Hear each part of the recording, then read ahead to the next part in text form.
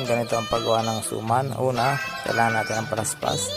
Tapos ilalagay natin ng ganitong haba. Tapos lalagyan natin ng kanin na malagkit.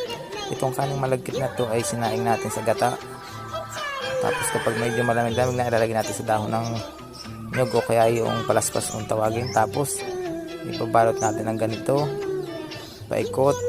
Ayan, para hindi lang makalabas yung kanin, hindi lumabas yung kanin kapag nilaga na. Tapos ang gawin yan kasunod ay lalagyan natin siya ng straw, itatali natin siya ng straw.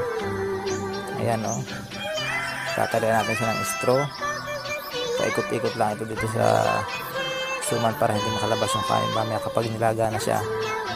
Ayan o, straw lang ang ating gamit sa pantali. Minsan buli, pero ang gamit namin dito ay straw.